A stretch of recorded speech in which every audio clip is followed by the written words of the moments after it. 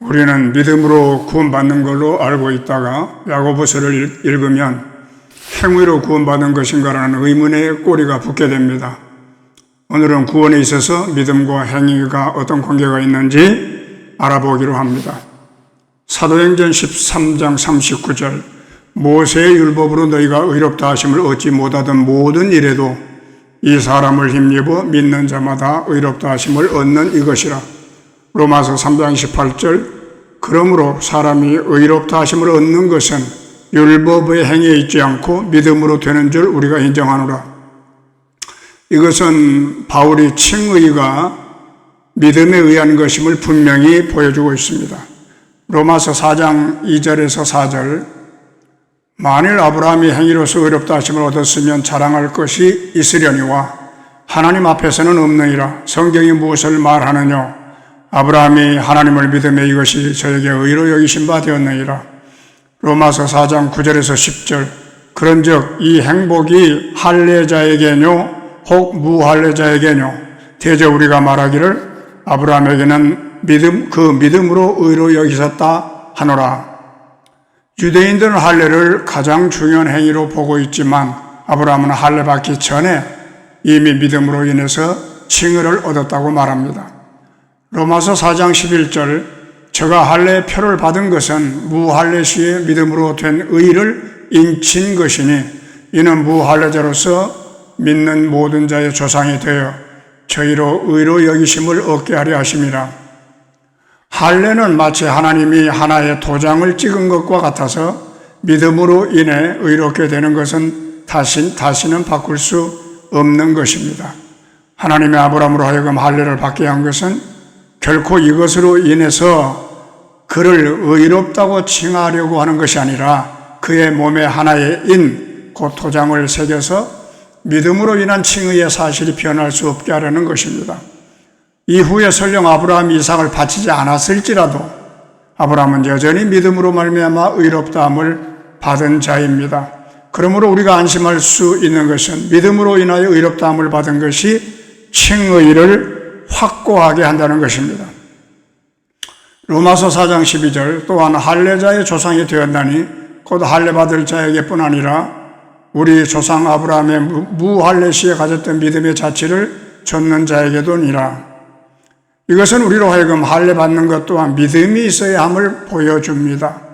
왜냐하면 아브라함이 할례 받기 전에 믿음으로 인하여 의롭다함을 받았기 때문이죠.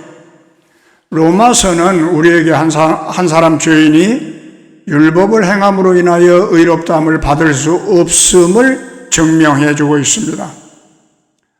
야고보서 2장 14절 내 형제들아 만일 사람이 믿음이 있노라 하고 행함이 없으면 무슨 이익이 있으리요? 그 믿음이 능히 자기를 구원하겠느냐? 야고보가 여기서 구원이라는 단어를 쓴 의도는 무엇일까요? 이것은 영생의 구원을 말하는 것입니까? 성경에서 구원이라는 말은 몇 가지 의미를 가지고 있습니다.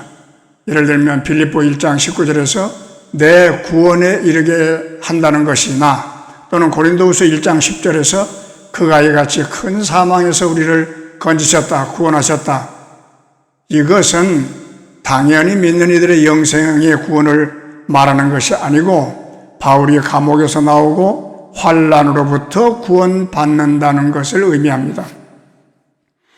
따라서 야고보 2장 14절에서 말하고 있는 구원, 그 믿음이 능히 자기를 구원하겠느냐라고 했을 때 그 구원은 환경에서 사람에게 이익이 된다는 말로서 영생의 구원이 아닙니다. 우리가 아래 문장을 읽어보면 알 수 있습니다. 야고보 2장 15절 16절 만일 형제나 자매가 헐벗고 일용할 양식이 없는데 너희 중에 누구든지 그에게 이르되 평안히 하라 배부르게 하라 하며 그 몸에 쓸 것을 주지 아니하면 무슨 이익이 있으리요?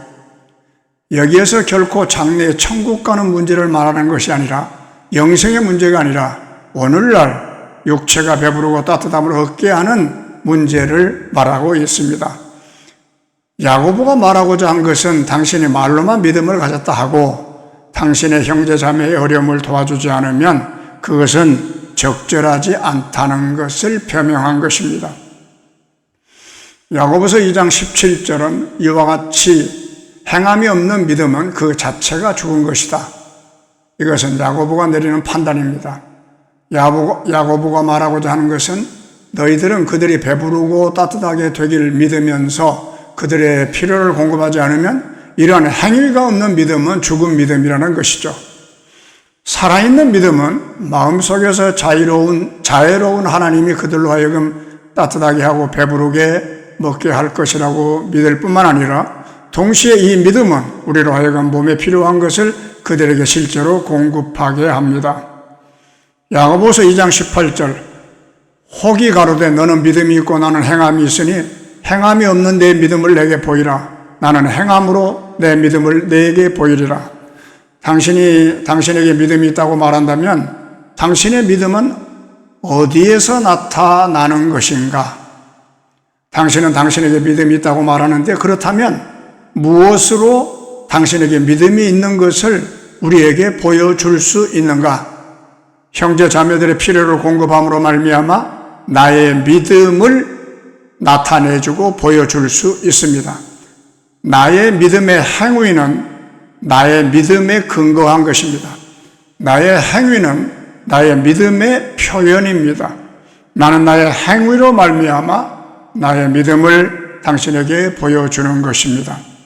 야고보서 2장 20절 허탄한 사람아 행함이 없는 믿음이 헛것인 줄 알고자 하느냐. 먼저 믿음이 있어야 하고 나중에 행위가 있어야 합니다. 진실한 믿음은 반드시 진실한 행위가 뒤따라야 합니다. 야고보서 2장 21절 우리 조상 아브라함이 그 아들 이삭을 제단에 드릴 때에 행함으로 의롭다 하심을 받은 것이 아니냐.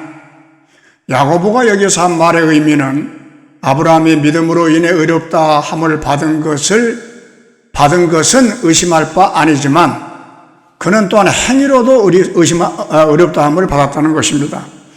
야고보는 여기에서 결코 아브라함의 믿음에 의한 칭의를 뒤엎은 것이 아닙니다. 아브라함이 이삭을 제물로 드린 사실을 통하여 사람들에게 아브라함의 믿음이 행위로 나타남을 보여준 것일 뿐입니다. 아브라함의 그러한 행위는 아브라함의 믿음을 입증했습니다. 그가 믿음을 가지고 있다는 것을 보여준 것이죠.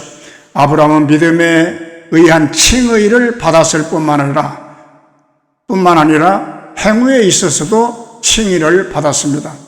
야고보가 믿음에 의한 칭의를 뒤엎지 않았을 뿐만 아니라 행위로 인한 칭의를 말함으로써 참된 믿음이 어떠한 것인가를 분명히 보여줬기 때문에 믿음에 의한 칭의를 강화했다고 말할 수 있습니다.